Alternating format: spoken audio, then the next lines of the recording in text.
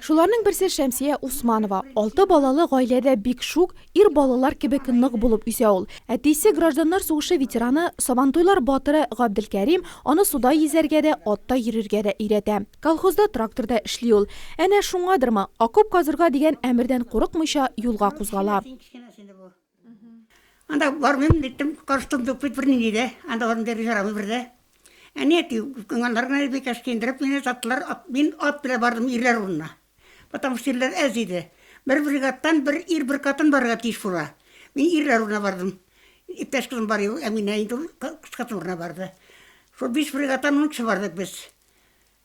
Икенче декабрьдә киттек. Шайтыр без барып урнашып, Киртәле дигән авылга урнашып, Тархан районы бу, Киртәле авылы. Шунда күп каттындык. Нәкъ менә монда әтисе өйрәткән күнекмәләр кирәк булып чыга да инде. Эшкә батыр кыз югалып калмый. Булдыклыгы аркасында 40 градусы суыкларны да, авыр эшне дә әйбәт кичерә. Атым яхшы, эс башым таза иде ди ул. Ә бит салкыннарда эшеп, авырып, җир басып үлүчеләр дә булгалый. 46 градус атларын чыгармыйлар, атларын бурдан кан китә. Чыгармасаң, башларга да бер атказышырга юк, чыгарга. Чыгып эшләдек шунда шулай. Аллага шөкер, атыбыздан жүздән деген шулай. 2 декабрьдә киткәнем, 23 мартта гына кайттым. Мы об этом слушали всегда. Без бу турыда гел ишетеп үстек. Әниебезне 17 яшьлек кыз чагында окоп казырга җибәргәндә, әтисе дә, әнисе дә соңгы җылы әйберләрен биреп, яхшы атка утыртып чыгарып җибәргән. 41 елның октябреннән 42 елның февраленә кадәр дәвам иткән окоп казуларда төгәл генә никадәр кеше катнашканы билгеле түгел.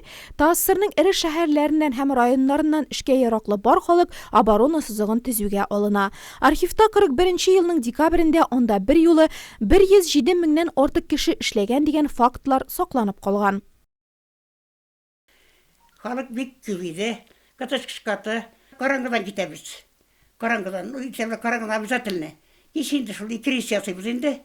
Урман икерис занага саташын бит. Шул окопның үстерәтәм бит. Булай бер кат, анарта булай бер кат, анта бер кат, 3 кат агач тикбез аның өстенә. Түгәрәк агач. Ес алау бәлчек салайган сатагын. Ес алау. Настоящая куплара. История Нурлат вообще-то есть. Нурлат тарихына кагылышлы язмаларда 200 ат һәм 500 ләп кешене хәрби оборона корылмасын төзергә җибәрү турында мәгълүматлар бар. Строить военно-оборонительное сооружение. Казан оборона сызыгын төзүдә катнашкан Шимканы да, Шәмсия Усманованы да ачлыктан үлү, эшеп эзлегүләр шитләтеп үтә. Тугры солдат сыман ватан алдындагы бурычын үтәп кайткач, ул колхозда эшли, кибеттә, клубта, сәүдә базасында хезмәт куя. Тормыш иптәше Жамал белән 6 бала үстерә. 85 яшендә дә су кыена атта йөри. 31 ынык чыгына тәртипле һәм тырыш яшәү серләрен төшендерә. Коръәнне яттан укый, намазны калдырмый, мәҗлесләрдә вәгазьләр сөйли дип исти кызы Венера. Мин тормыштан бер кешне сораган юк. Хәзер зарамыйм. Алты бала чәлдем, Аллага шөкер, балаларым акыллы булдым, кам булдылар. Кызлар яхшы булса, Аллага шөкер. Бер нинди авырлык күрмәдем дөньяда. Хәзер менә авыр диләр, хәзер авыр тигелден яшьләсәң. 2020 елда бөтен илебез белән бөек җиңүнең 75 елыгын билгеләп үтәчәкбез. Республикада әлеге дата белән бәйле башка мөһим вакыйгаларны да искә алмакчылар. Шул исәптән Казан оборона сызыгын төзүдә катнашкан ватандашларыбызның хезмәт батырлыгын мәңгеләштерүдә хәл ителәчәк. Шәмсия Усманова кебек окоп казучылар Нурлатлылар арасында тагы да бардыр. Безнең хәбәрчеләребез белән элемтәгә керүегезне сорыйбыз. Сезнең хатирәләр тарих өчен кирәк.